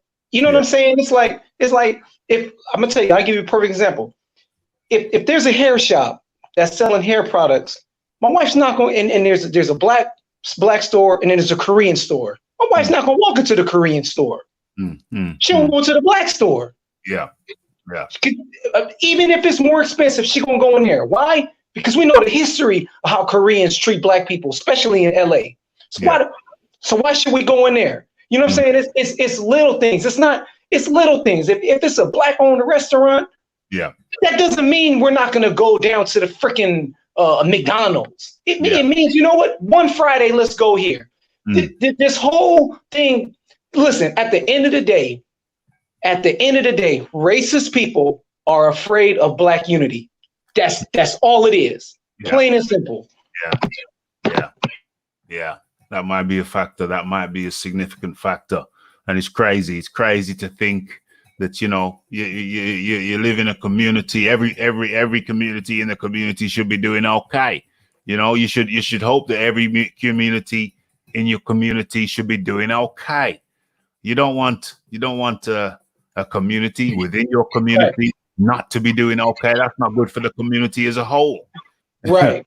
If you want to, go ahead. And another thing, I hope I'm not getting off subject. And another thing, you know what I'm saying? KRS-One said it best. He said, now we got white kids calling themselves niggas. Like, first of all, I don't use that word. I use it just now, but I don't use that. Me neither. I come from the era, I don't know how old y'all is, but I come from the era, if you wasn't black and you said the N-word on the bus somewhere or on the street, you got jumped. You got lit up. You got jumped, you got lit up, something gonna happen to you. Now, so many people use it. What are we gonna do? Beat up everybody on the streets? It's a sad era. Sad. And unfortunately, unfortunately, that's an American thing mainly, and it came from the Black American community. Unfortunately, they started calling themselves that, and it's most unfortunate, highly unfortunate. But it's out there now. It's out there. Unfortunately, they got to stop. They got to stop doing it. Ross Clark. I mean, that Wild Soul. I know you want to say something. Yeah, I mean, I wouldn't say that we started. We didn't start it. That name was given to us during slavery. But yes, people embraced it. Yeah. In a way that's kind of ridiculous, like as a term of endearment. I don't think they realize the history of it. You know. It's terrible. Like they said, my pops told me, like, listen, man, this is the last thing. I used to say that when I was younger, trying to be cool. Yeah. And he checked me on that. Listen, I never said it in front of him. One day he overheard me say it. Yeah. And he was like, man, this is like the last thing some black people heard before they was hung from trees, man. Yeah. He was like, that word is a serious, is a detrimental word. It's not an uplifting word. And another thing this guy has said, this is a former gangbanger, and this really stuck with me with that particular word. Yeah. He said that, okay, you could shoot a nigga. A nigga has no value. The N-word has no value, right? Yeah. That's devaluing the individual. He said, but could you shoot your brother? Yeah. When you put that in context, like, you can't, the thing is, you wouldn't kill your brother, but a nigga, no problem. Yes. It devalues you, devaluing yourself with that word. That's how I feel about it. That's how I feel about it too. That's how I feel about it too. What's going on here? Yeah. Oh, I'm not sending out no more links for tonight. No more links for tonight, El Mencho. No more links for tonight. We just rounding this out. No more links for tonight. But thanks for coming by. Don't forget to hit that subscribe button. And you already subscribed. Hit that like button. Okay. So yeah, it's kind of crazy. It's kind of crazy that the Tyson Fury would interpret this thing the way he has. It's very strange to me, because if you're suffering from what he said he has suffered from all his life, he's 32 now, and he suffered it. I find it difficult that you wouldn't be able to interpret those words and understand the words. I find it very, very strange. Very, very strange. Peculiar. It's peculiar to me. It's peculiar to me. It don't make sense at all. Don't make sense at all. Tyson Fury says if he said what Anthony Joshua would have said, he would have been crucified. Tyson Fury goes on to misquote. No more links to tonight. No more links tonight. But thanks on H Money, Glenn, on your chance. Thanks for the coming by, guys. But yeah, it's a crazy thing. Carry on. But you know what, too? Tyson Fury probably can't say that, because for all we know, gypsies probably already support each other. So you probably not going to hear that come out of his mouth. See, that's the thing that he not understanding. This thing been going on for years where we not supporting each other, and all it is I can guarantee you that gypsies support each other, just like Jewish people support each other, just like Asian, all of that. So what's wrong? They still can't. They don't have no answer for that. There's no answer for that except for, they're afraid of unity. At the end of the day, they're just afraid of unity. That's it. Yeah. It's sad. It's very, very, very sad. You ever heard of Tulsa? Oklahoma? Yeah, Tulsa. Yeah. The massacre. Fact. And it basically deals with those, similar to the topic. We had, it was Tulsa, Oklahoma. They had a community there that was Black because of segregation at the time. Yep. So that was a community where all your needs could be satisfied within the community. And anything you needed, food, get your hair cut, whatever it was. Bank? They even had their own bank. Whatever. Yeah. Own banks, they had everything. You're talking about Black Wall Street. Right. It was several communities, but that's the most popular one because of what happened. Okay. You know what I'm saying? It was several communities like that. So you had some people that were Mexican and Asian and used to go in and go and patronize them because of the fact is they got treated better. Even though they may spend a couple cents more, they got respect when they came to, you know, to support these businesses. Yeah. So what happened was the white people in the neighboring communities start to become jealous because they start to make so much money. And eventually they end up attacking them and burning down and bombing the whole community, end up killing like 300 people, and they shut them down. And when they did that, they was looting, they was stealing their stuff and all of that. So it's like, yeah, we had tried to do that. And it's like, you know, it's similar, you know, it has similar overtones to that. Can you dig where I'm coming from? For him to say that and then to get such a negative backlash. What's the problem? And speaking to what you said too, Ross Claude, like when people get unified, at that time we had no choice but to do that. We was forced into that situation. You know what I'm saying? Because we wasn't getting treated well. They'll have you go out in the back of the diner to pick up your food. You couldn't dine inside, you know. And I mean, my own mother told me a story going down south, and my grandfather had to take her around to the back, and she had on like white shoes, and they got all muddy, and she was like, "Daddy, why can't we just go inside there?" And he was like, "No, we can't. We just can't go in there. We're not allowed in there." And she never understood why until she became a little older. So this is the type of stuff Black people had to deal with, and this is why we had to create our own community. But it's like when we do that, then that becomes a problem. You try to ostracize us as far as economics, and we try to create our own as a problem. Come on, you know. It's crazy. I agree, 100%. It's crazy, yo. It's absolutely crazy. Where's my background pick? What's going on? Stop that and get the background pick up there. Oh, that's the foreground pick. Let's go scroll down. Boom. Okay. So where are we? What time is it? It's 1 hour and 30 seconds in. 127 minutes. 127 minutes in. We're deep into it, and I think that's really it. We've covered it. I don't know. Do we need to hear Tyson Fury's words one last time? I think that would be beneficial. Sure. Where is this thing? Let me line this thing up again. Where is it? 33 minutes and. It's quite long, actually. It's quite long. 33, and yeah, there we are. What you say or what your opinions were have been either taken out of context or people found themselves offended.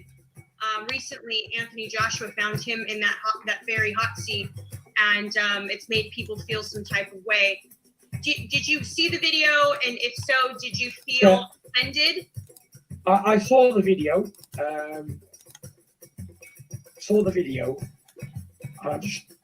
What it is with it is I'm not one of those people who jump on bandwagons and try and jump on it. Like, I'm not one of those people who just so much trending, jump in on it. Right. I'm not a sheep. I don't follow the crowd. I sit away from the crowd. I'm a standalone wolf, standalone lion. So I don't just jump on something because, it's in fashion to talk about that person or give that person stick because everybody else is, you know, or might get some social media likes if I post a certain video. But listen, everyone does what they got to do. I'm sure AJ's got his reasons why he said what he said, and its concern is none of my business what he said. That's his own opinions, and everyone to their own opinions. It's one of those things. I'm sure everyone's got their own opinions on every single thing. No one agrees on certain different things at the same time. So whatever his reasons were, he's done it, and it's in the past, so it's moved on. I'm sure he's apologised if he's offended anybody. He actually did he? He actually said if you didn't like what I said, go fuck yourself.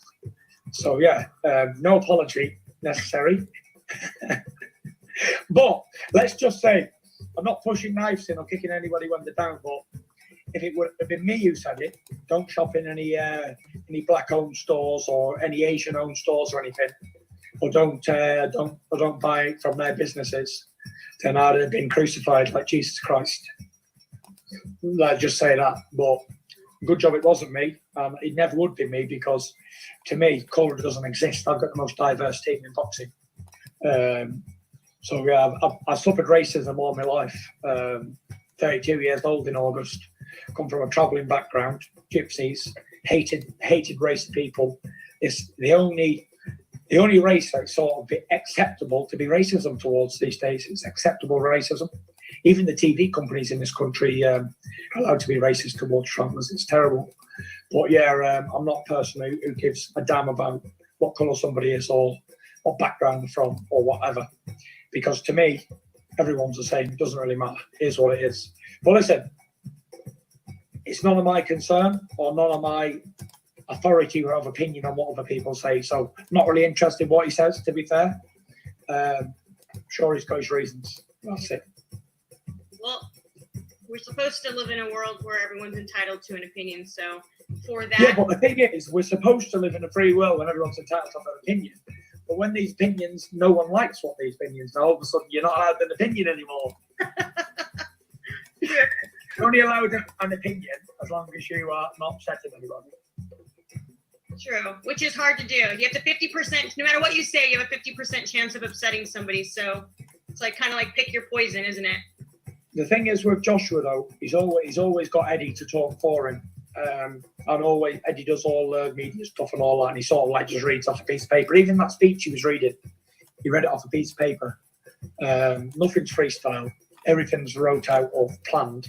So during the lockdown, obviously Eddie wasn't with him when he'd done this, or else they'd give him a right kick up the rear end, because I think it's cost him a lot of pay-per-views, figures and stuff like that, and it's upset a lot of people because it's he's supposed to be the poster boy and the role model, the ambassador, and talks bullshit like that, but it is what it is. Everyone to their own, none of my concern, to be fair. To each their own. Exactly. Well, thank you so much for Boom, boom, boom. Okay, so I picked up on something else. I'm glad I played it back. I'm glad I played it back one more time because I picked up on something. I picked up on something that Tyson Fury just said. Tyson Fury said that this will have cost Joshua a lot. It was going to cost him in pay-per-views. It's going to cost him in tickets sold. Yeah, that's Tyson Fury's take on the matter. It's going to cost Joshua. It's going to cost you, mate. It's going to cost you. You're going to lose support. Really? You're going to lose support for what? For saying invest in your local businesses, build your communities, build your communities up. So if you build your community, it's going to lose your support. Yeah, let me address that for a second. Yeah. What he really want to say is he's going to lose his white support, but he can't say that because it wouldn't be politically incorrect. But don't worry, Anthony Joshua got a whole lot of black fans. It's all good.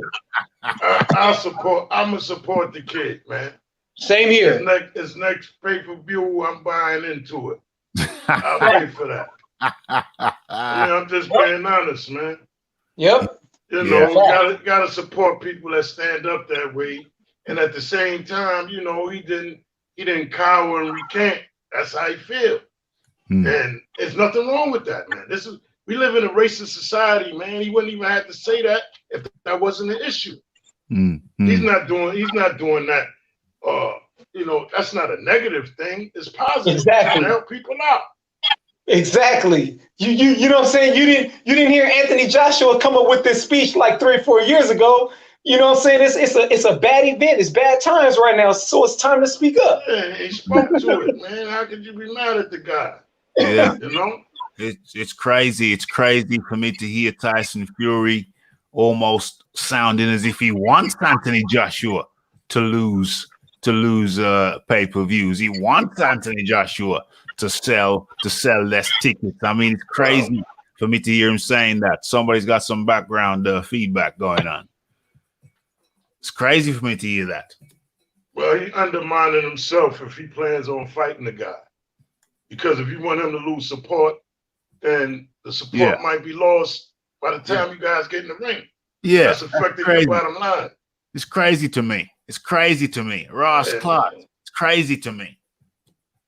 Yes, see, the thing is, Fury is afraid that AJ is going to lose the white supporters, and so when they fight each other, Fury's afraid he's not going to make enough money. You know, at the end of the day, these boxers make way more money than they ever had in the past. Anthony Joshua is not tripping off losing anybody. He made tons of money in Saudi Arabia. The brother is out there for legacy. So I don't even think he cares about all of that. I think he's really out there for legacy. His resume tells me he is. Yeah, okay. We got a little bit of conflict in the chat. We got H Money threatening to knock out. H Money threatening to knock out one of my good subscribers. OMG, that's funny. Let me respond to Mala real quick.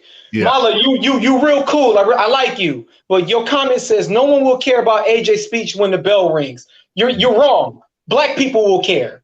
Maybe white people might not care. Maybe you might not care. But whether Anthony Joshua win or lose, we still gonna care about that speech, and we gonna still continue to support that speech. So you wrong on that one, buddy. You wrong on that one. You still cool, Mala, but you wrong. It's a good speech. People shouldn't forget. And people shouldn't. I'm baffled by this backlash. And people shouldn't not care. People should care, and people should heed the words. They were wise words. They were good words. Invest in your community. Invest in a black business in your community if it's going to serve the community well. And I also want to add, he didn't say only black people can invest in black community in black businesses. Anybody can invest in it. Do you know what I'm saying? If you're going to grow it, then boom. Exactly. Hey, at the end of the day, here, look over here, it's a whole bunch of soulful restaurants, black owned.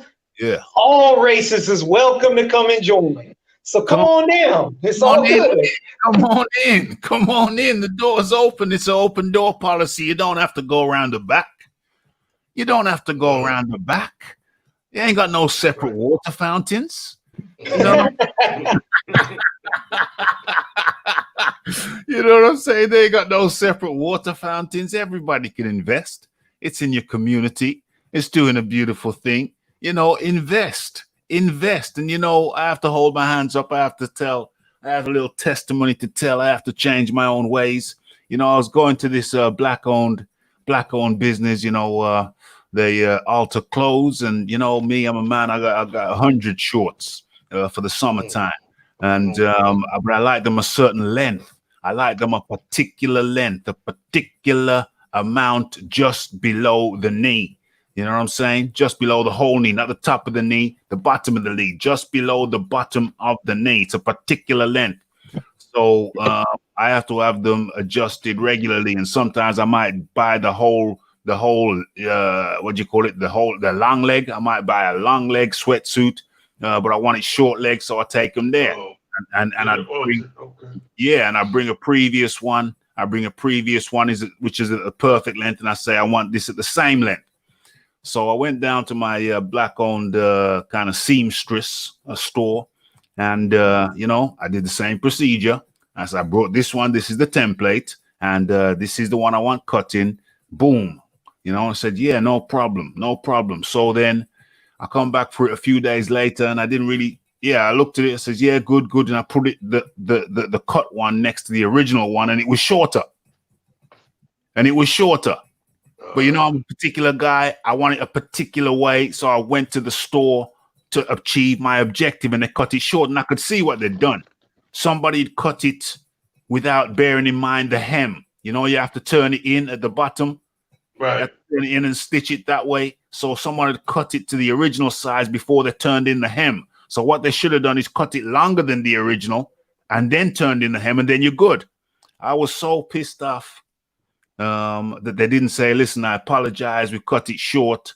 I apologize, you don't have to pay for it, it's on the house or whatever. I was so pissed off that I never went there again. And I went to another place, which is owned by some European people. So I kind of boycotted them because they weren't upfront with me about it. But you know what? Carry on. But you know what? The other people, the European people, I don't know where they come from, Romania or wherever, they're not as friendly. It's not as friendly a service. Now he's getting friendlier because he's seen me a few times, but it took time. You know what I mean? It took time for him to get that way. And really and truly, and they're probably a little bit more expensive as well. So really and truly, I have to go back to the black-owned store because it's the only black-owned store in the area that I can support. I would support, you know. I shave my head myself.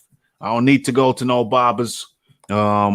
So really, what I have to do is take my business back to. I have to invest in a black-owned store. I have to take an investment. It's a better service and it's a cheaper service. They made a mistake. Are we too hard on black businesses that make one mistake and that's it? You're finished. You're hexed out. Never going back to you again. Is that a factor? Is that a factor? Are we more harsh? Are we more harsh on black businesses? I believe so. In some cases, people will do that. But you could just take your business somewhere. You deserve good service. You know what I'm saying?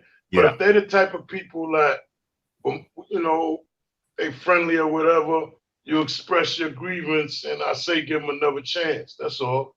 Yeah. Give them another shot, you know, because at least they were, you know, trying to correct it somehow by saying, oh, you don't have to, you know, pay us or whatever.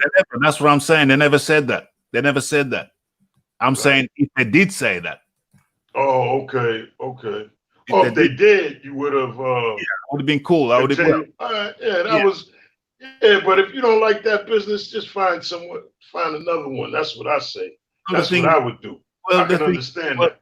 Well, they only made one mistake. When all the times I've been there, they only made one mistake, and they're cheaper than the other place. Really and truly, maybe I should have kind of confronted them and says, "Yo, this is shorter, but I just thought I ain't coming back here again." But that was wrong on me. I should have addressed the matter there and then. But really, I should support them. They are cheaper than the other place, and they are friendlier than the other place. They made a mistake. They handled it wrongly. But that doesn't mean I should hex them out for life. I mean, I went through something similar. I had a guy make a linen suit for me, and it took him forever to make it. And he kept telling me, "Oh, you know, it'll be ready next week. It'll be ready." This is on 125th Street in Harlem. So, you know, my good friends, her father he fixes those sewing machines, the industrial kind. Yeah. So he recommended me to this Nigerian dude that lived uptown in the Bronx. Yeah. And I went to that guy. He did a great job. He was great. So, you know, sometimes you may have to just find somebody else who could still be a black business. And, you know, because that guy was giving me a hard time to the point where it was like, man, I'm about to call a Better Business Bureau on you. He was terrible. But I've been treated badly by others, even worse. Yeah. You know what I'm saying? And it's like, and that's the thing. I just took my business somewhere else where I'd be treated better. That's it. Yeah. Yes. Spending your money, you deserve good service, man. 100%. But you see, the thing is, that's the only black business in my area that does that. So I got you. It's a tricky one. But there you go. That was the show. I think we covered everything. Hold on. There's one more little thing that I have to share. Can I say something to Mala real quick? Of course. Yeah, Mala, we still cool, man. You still my bro. We just got a little disagreement on this situation, but it's all good. It's all good. Yeah, it's just a difference of opinion. It's all cool. And the gang, you know, it's about opinions. People having opinions, different opinions. Let me just put that back in the chat. There you go. The link is back there in the chat. For Wild Soul to jump on back in. Boom. And there he is. So yeah. Oh yeah. You finished saying what you're saying, Ross Clark? You said what you was gonna say? Ross Clark? I don't know. Thanks for having me on. I gotta go. Shout out to the brother. I don't know his name, but respect to you. Wild soul. Yes. Wild soul. Respect to you, man. Likewise, Rasclon. Wish nothing but the best. Thanks, Ralphie. I'll jump on the next live. Yeah, man, appreciate it. That was Ross. He's got his own channel. Go check him out. Salute to Mala too. Salute to Mala.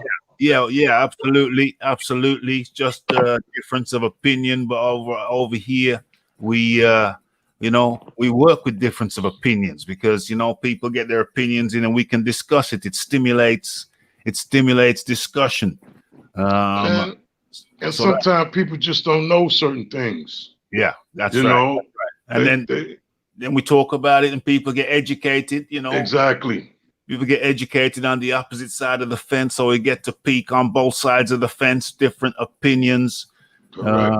Different opinions. Cal L was on the down low. I haven't heard from Cal L since the beginning of the show, but he's been keeping an eye out. He's up there in the tower. Protecting our borders. But we ain't building no walls. That's funny. Okay, so before we go, I got to share Anthony Joshua's rebuttal.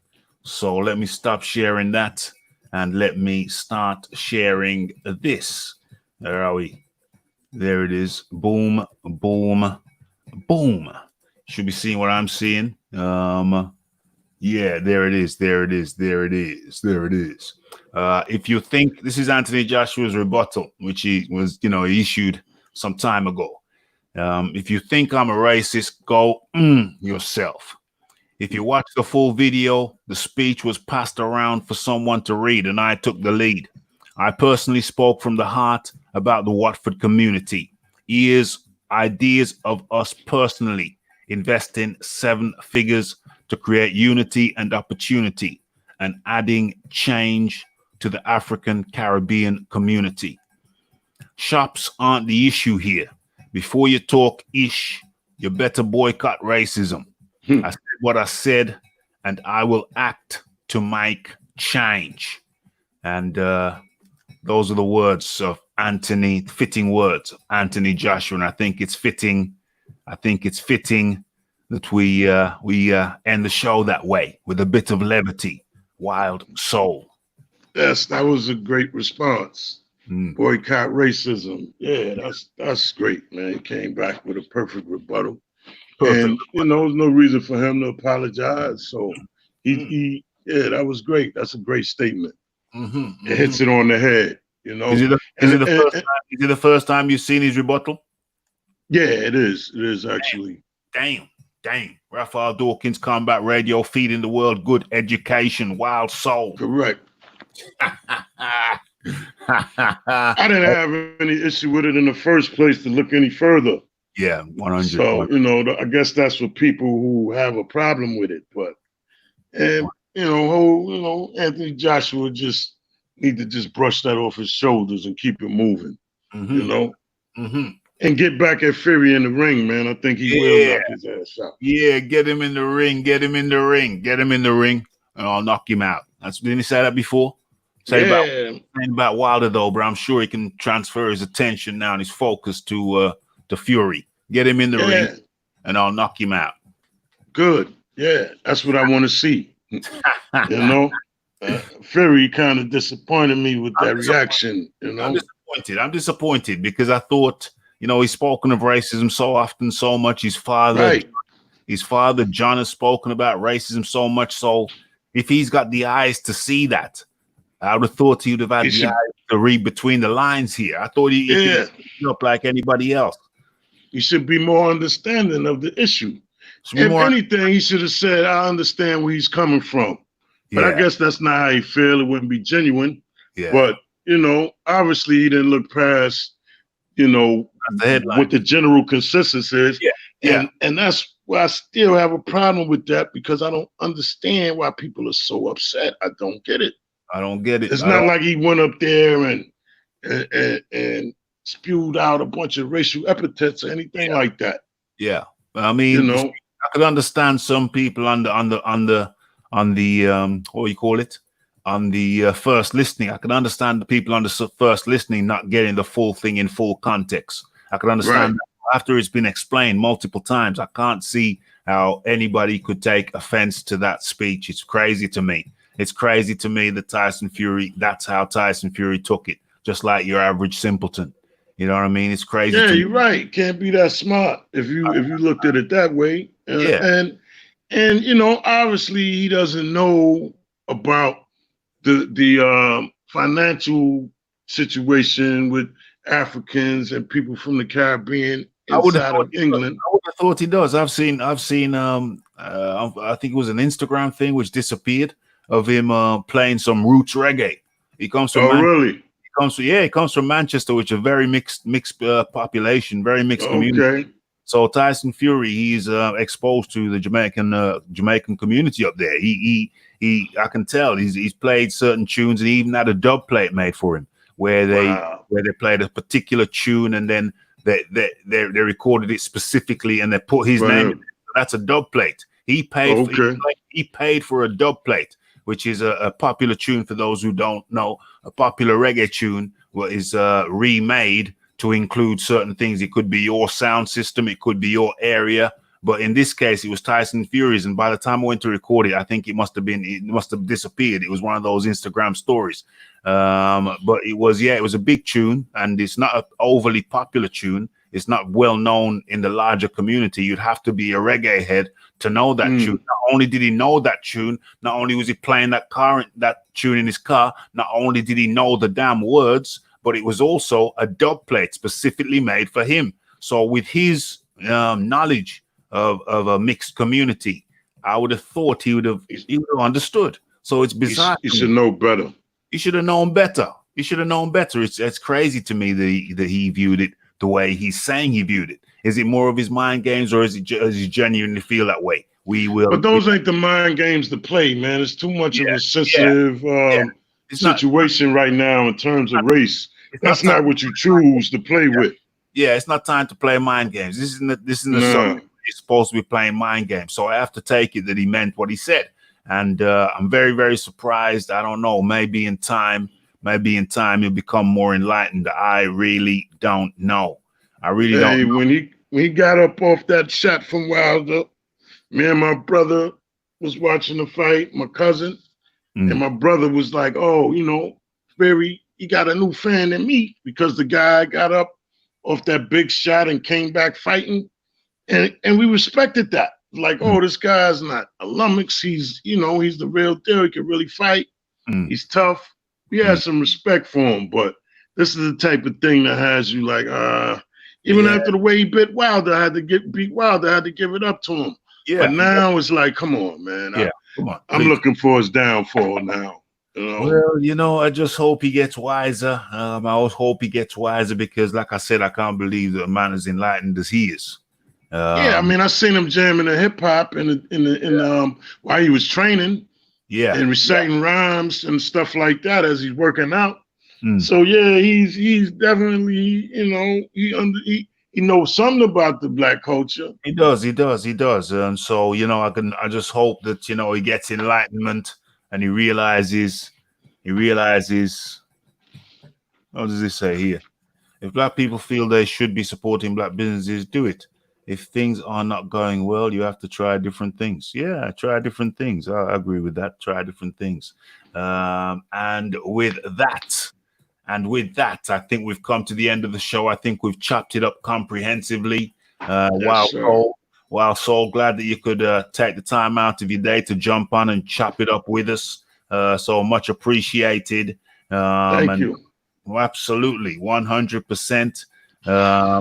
We got Rick Glazer in the house tomorrow. Rick Glazer, man, full of experience in the game, and he's free to share it. He's free to share. Comes over here and he freely shares, and he will freely share with you tomorrow, 9 p.m. UK time. Ask Rick on Raphael Dawkins Combat Radio and Wild Soul. Your final good night, my friend. I just want to say good night, peace and blessings, and I'll be back. 100%. 100%. That was, hold on a sec. That was Wild Soul. Much appreciation goes out to him. Much appreciation goes out to everybody in the chat. It got a little bit heated at times, but I think we managed to contain it. Everybody, Fuzzy, the Marla, the late Nevlin, the mighty Mo, who else? And many, many more. Or is it King Mo? Who else we got? We got the Count L, of course, the Ross Clark, and quite a few other people. List too long to go into. But yeah, we chopped it up over here at Raphael Dawkins. I hope it was an enjoyable listen and an enjoyable participation. I know it got a little bit heated in the chat at times, but it's all good. It's all peace in the hood. It's all peace in the hood. Okay, so with that, I have to say, look out for Rick Glazer joining us on Wednesday. And then, of course, we're doing an interview, an exclusive interview, fighter interview on the Thursday. And then I think we're going to do a boxing talk and fight review on the Friday. And so the only thing left for me to say is, where is it? Blessed.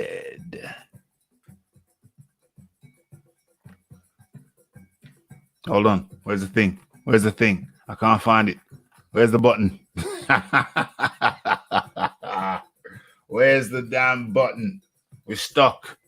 I can't leave until I find the end button. Boom, boom, boom. Blessed.